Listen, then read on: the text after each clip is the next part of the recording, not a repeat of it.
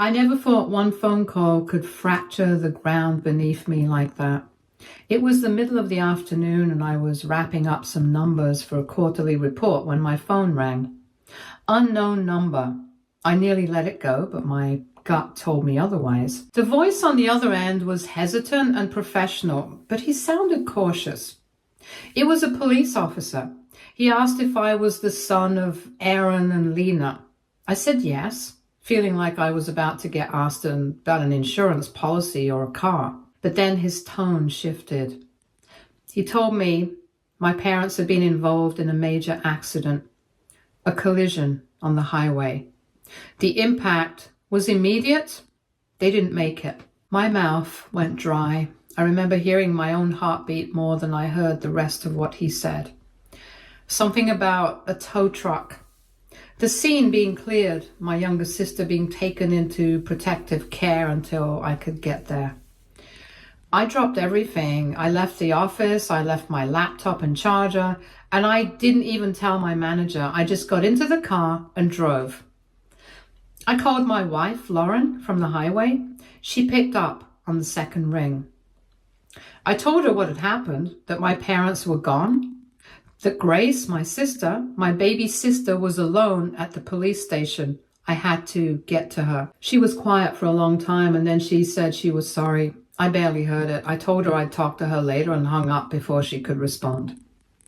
When I arrived, Grace looked miserable. Her eyes were bloodshot, her hair a mess, her voice hoarse from crying. She was just 14, still in braces, still sleeping with the same ratty stuffed dog she had since she was 7, and now she was an orphan. She ran into me like her body couldn't move fast enough.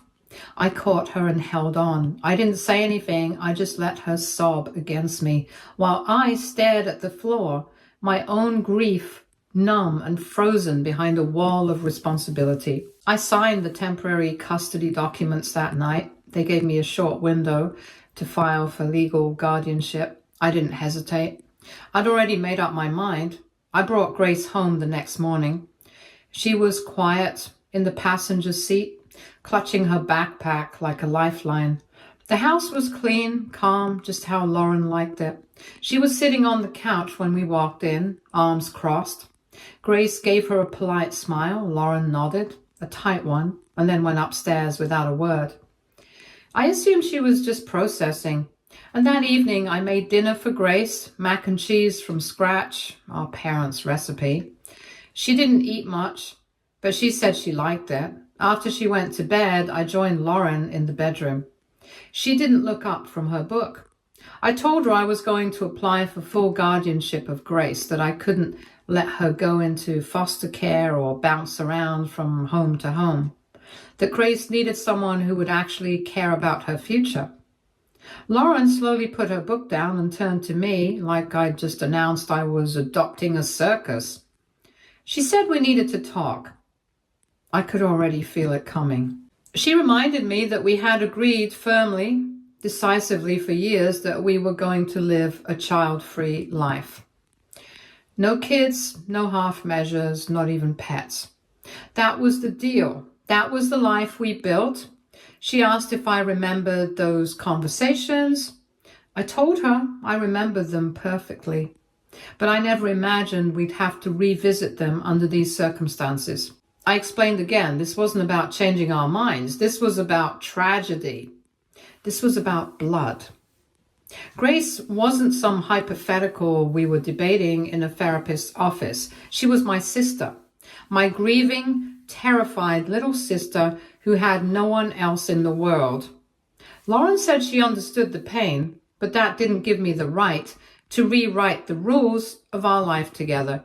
She said taking in Grace wasn't just about grief. It was a lifestyle change, a permanent one, that she had built her identity around never being a mother, and now I was trying to force her into the very role she had rejected from the start. I stood there stunned. I asked her if she was seriously suggesting we send Grace into foster care. She didn't even flinch, said that's what the system was for, that she'll be just fine, because that was exactly why society had safeguards. I asked her if she'd be okay sleeping at night knowing we'd abandoned my sister. Lauren just said she wasn't going to become a martyr for someone else's kid. That's when something in me broke. She had never sounded colder, and I realized in that moment, maybe for the first time in our marriage, that we weren't the same kind of people. I didn't say anything else. I just nodded and left the room. Later that night, I checked on Grace. She was curled up under the blanket on the pull-out couch in the guest room, hugging that old stuffed dog, eyes wide open in the dark. I sat on the edge of the bed and ran my hand through her hair. She whispered that she missed Mom and Dad. I told her I did too. And I promised her she wasn't going anywhere, not while I was around. Update 1. Lauren didn't mention Grace at all the next morning. She got dressed, made her usual smoothie, scrolled through her phone at the counter while I fixed cereal for Grace. It was like she had trained herself not to acknowledge that my sister was in the house. Grace kept her voice low as she asked if she could take a walk. I offered to take her to the garden, but she said she didn't want to be seen crying. I gave her a nod and told her to take her time. As soon as she left, Lauren shut her phone screen off with a snap. She said she wanted to talk. I sat down across from her and she didn't waste a second. She said this living arrangement wasn't going to work for her, that the longer Grace stayed here, the harder it would be to unwind from the situation, and I needed to think clearly before doing something permanent. I asked her what she meant by unwind. She said it like it was a business contract, like Grace was a bad lease we needed to back out of before we hit the penalty clause. Lauren repeated that she didn't want kids, that she never wanted kids. She said we'd spent over a decade building a life around that foundation, and now I was bulldozing it without her consent. I told her it wasn't about consent. It was about basic human decency. Grace and I just lost our parents. She had no one. Lauren didn't care. She said the foster system existed for a reason, that someone else would step in eventually, and that this wasn't our responsibility. I looked her dead in the eye and asked if she had even considered how that would feel for Grace, to be abandoned by what little family she had left. She said this wasn't about Grace, this was about us. And if I loved her, if I respected her boundaries, I'd realize how unfair this was. That was the moment I knew this wasn't going to get better. That Lauren wasn't just in denial. She genuinely didn't see what the problem was. She believed her comfort mattered more than a grieving child's survival.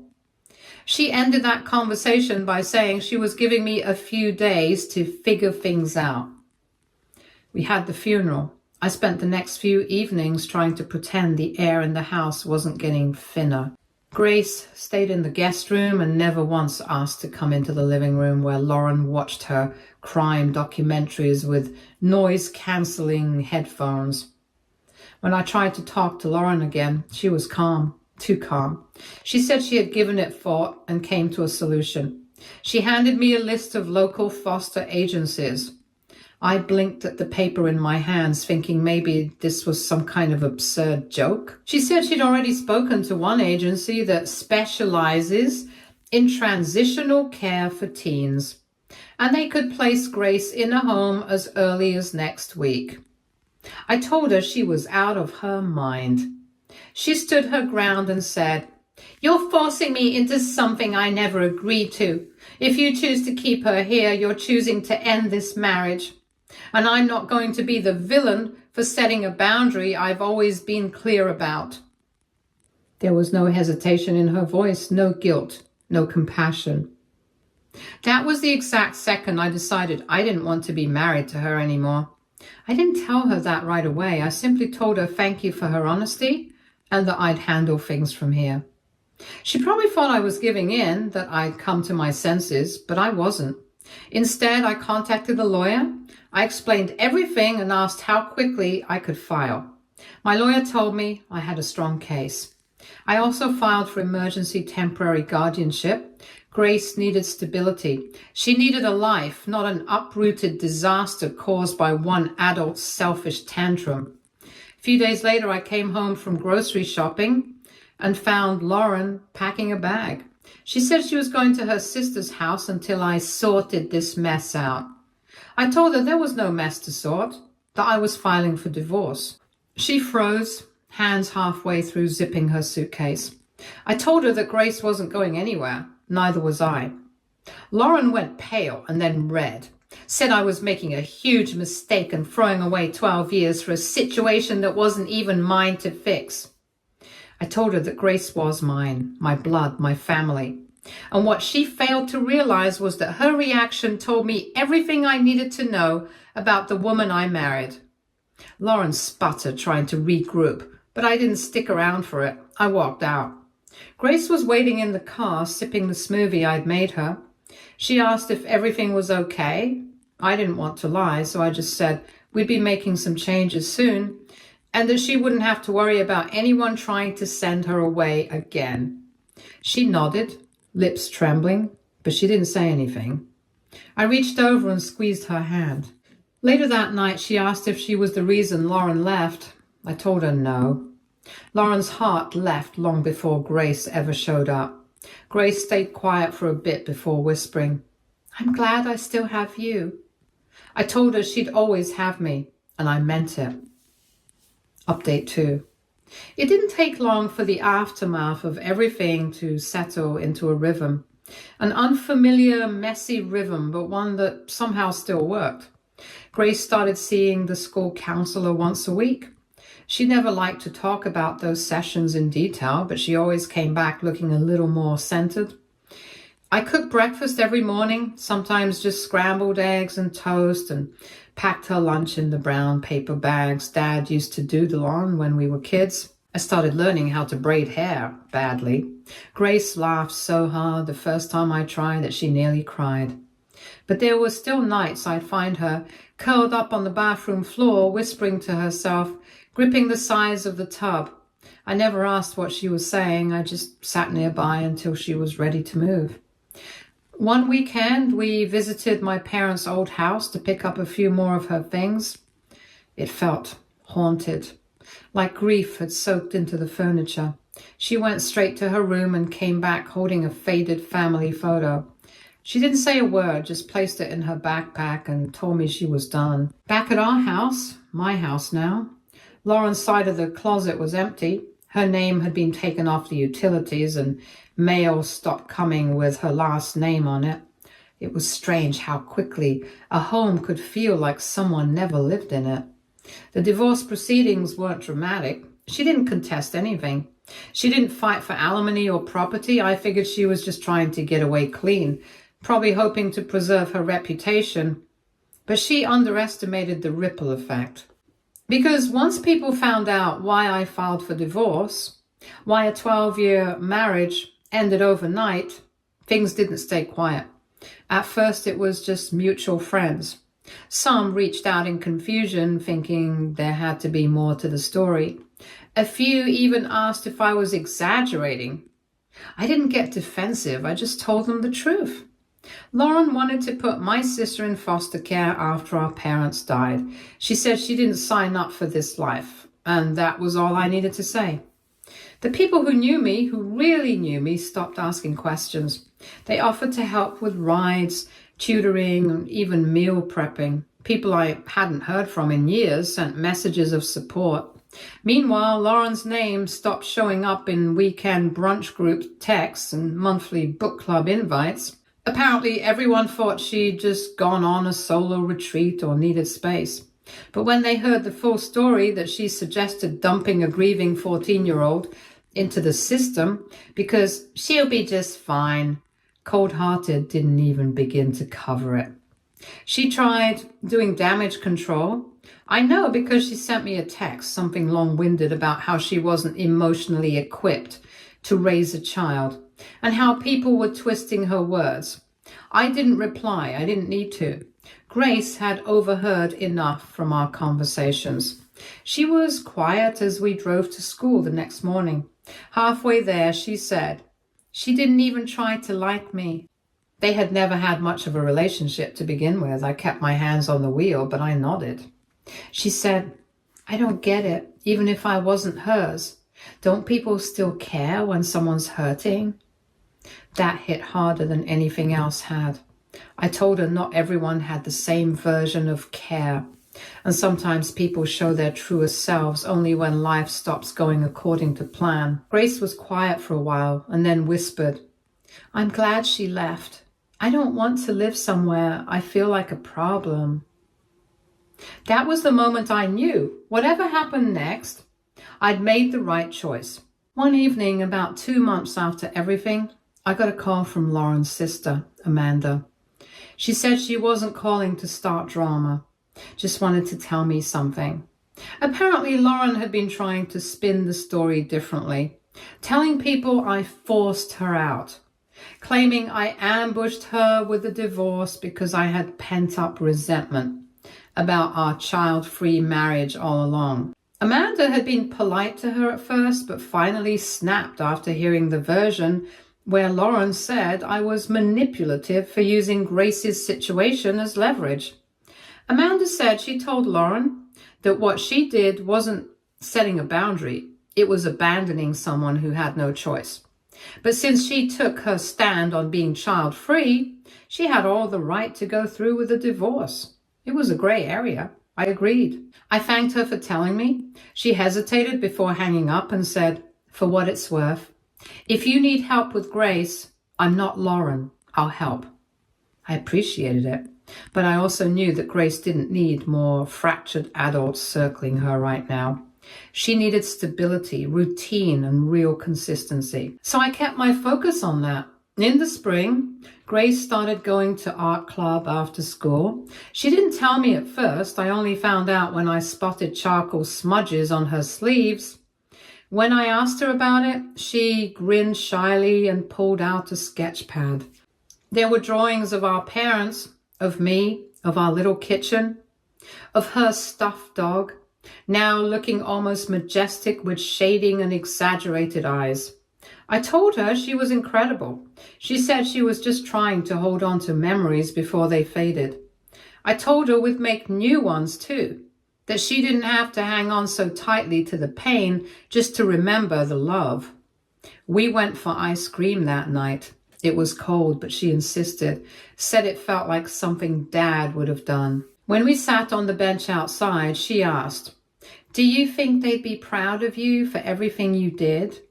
I didn't answer right away, and then I said, I hope so, but I'm more worried about whether you are.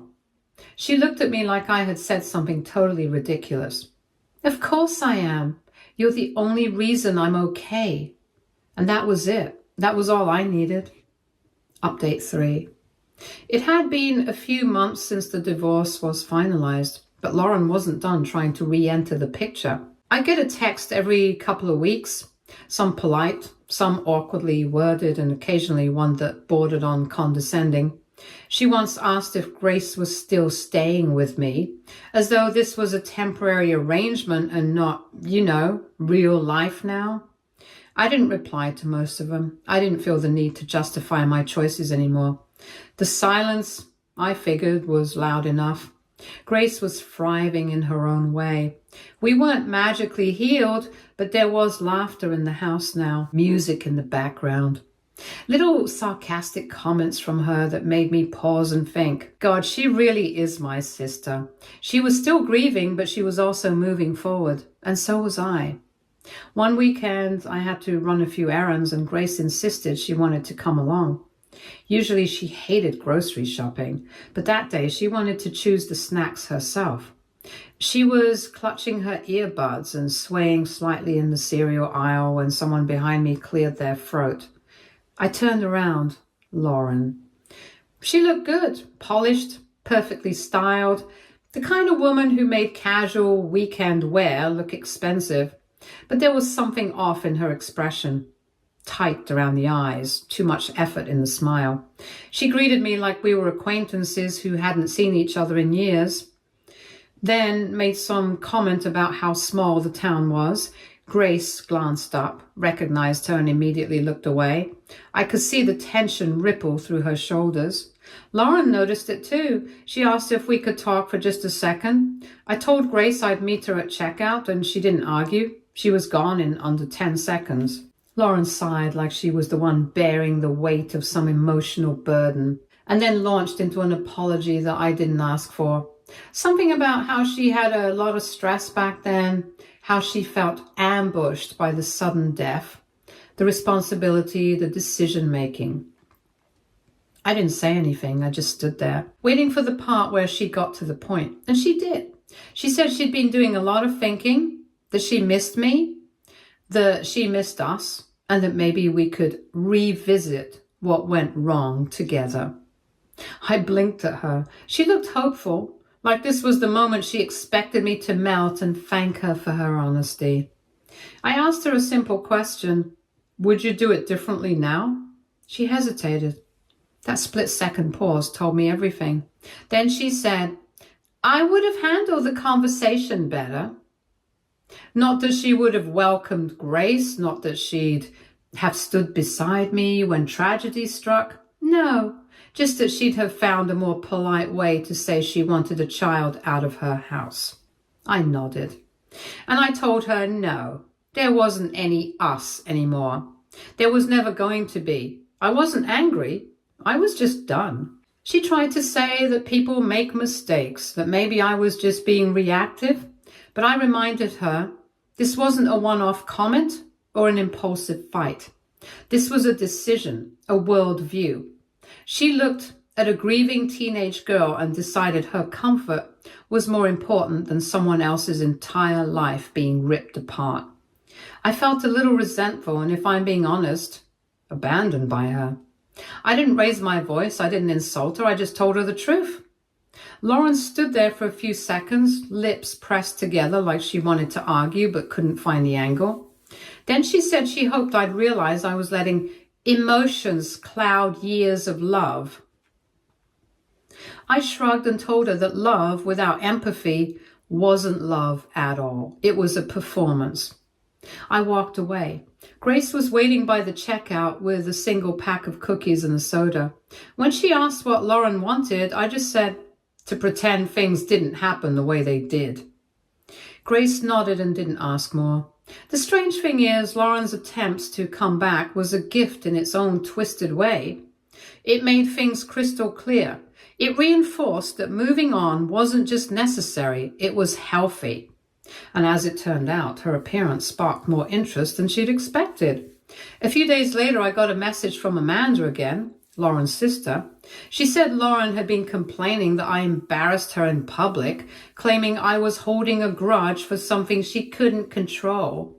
Amanda said she didn't know how to explain to her sister that you don't control how people respond when you reveal the ugliest parts of yourself. You just deal with it.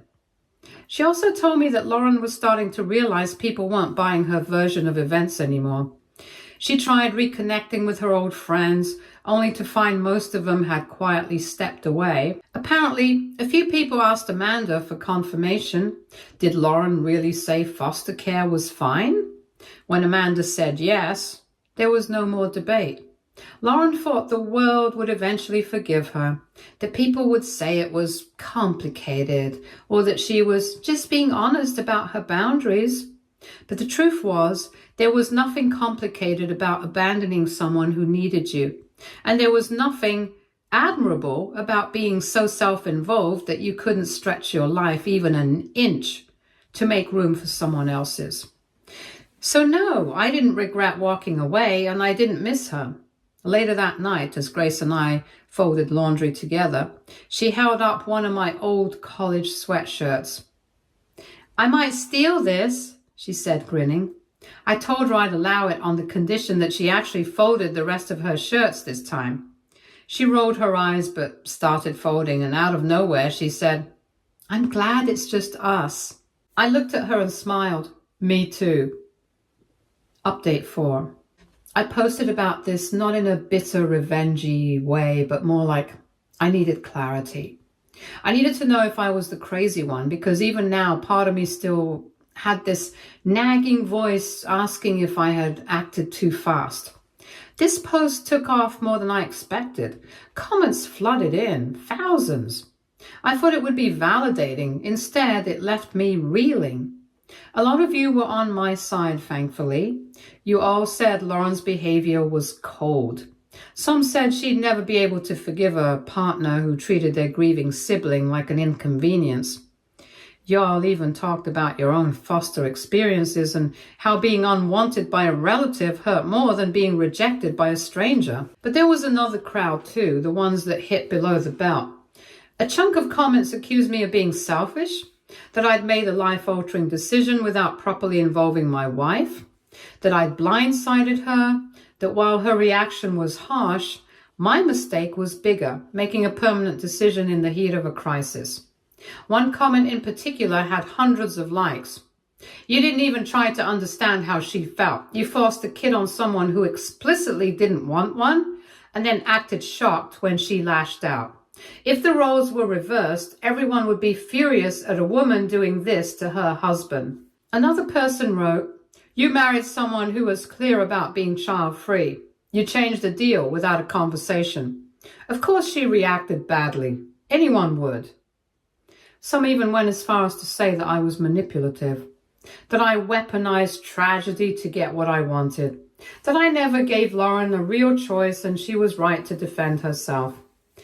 It stung more than I cared to admit. I wanted to scream at the screen. She wasn't some stranger I picked off the streets. She was my sister, my actual family. Would you seriously let a child go into the system just to keep your couch arrangement the same? I just sat there reading, scrolling, watching as strangers dissected the worst months of my life like it was a courtroom drama. I guess I signed up for that. I talked to Amanda, Lauren's sister, later that day. I had sent her the post. She thought people online didn't understand the nuance, that it wasn't black or white, that yeah, maybe I didn't handle everything perfectly, but who does when their whole world burns down in a week? She said Lauren wasn't completely evil, just stuck in a version of life she desperately wanted to maintain, and anything that disrupted it, like a grieving, broken teenager, was a threat to that vision. I wanted to agree. I wanted to tell myself that it was all just one big misunderstanding, made worse by timing and fear. But the truth was, Lauren knew what she was saying. She told me that Grace would be just fine in the system. She didn't just oppose the idea, she actively resented it. And even if I had sat her down and discussed things more delicately, would that have changed the outcome? I'm not so sure. Still, the comments got under my skin and made me defensive in ways I hadn't felt before. For the first time since the divorce, I actually wondered if I had bulldozed my way through the situation. I brought it up with Grace. Not the whole post, just the general idea that some people thought I'd made a big decision without thinking about the consequences. She looked at me for a second and then said flatly, "Would you have chosen differently?" I told her no, that I couldn't imagine her anywhere else. She nodded. "Then why does it matter what people who don't know us think?" It was simple, brutal, entirely accurate. She didn't say it with gratitude or emotional weight, just a fact. We were here, we were living in the reality of those choices, and neither of us wanted to go back. I thought back to the night I filed for divorce. I remember pacing the kitchen, pen trembling in my hand, not out of fear for the paperwork, but because part of me knew that there was no going back from this. I had no roadmap for what life would look like after. I didn't know if I'd manage work, parenting, grief, and healing all at once, but I knew I wouldn't be able to look myself in the mirror if I chose comfort over the character. I wasn't perfect. God knows I didn't handle everything with grace and poise. I stumbled. I said the wrong things, maybe even overcompensated by trying to make things easy for Grace when I should have set better rules. But I was there. I didn't run. I didn't treat her like a burden. I guess that's what being a guardian really is, not having the perfect answer, but showing up anyway. Lauren didn't. A few days later, I got a message from a woman who said she was Lauren's old college friend. She told me she'd read the post and recognized the story immediately. She thanked me for standing by Grace and said she wasn't surprised at Lauren's behavior at all. Apparently, Lauren had always been hypersensitive to anything that shifted her center of attention.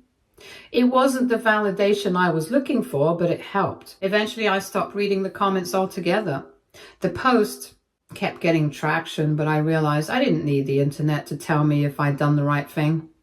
Every day, I came home to a kid who finally started believing she belonged somewhere, who left notes on the fridge that said dumb things like, "Buy more cereal or we riot." I take that over a comment thread any day. Stay tuned for more stories from our girl relationships.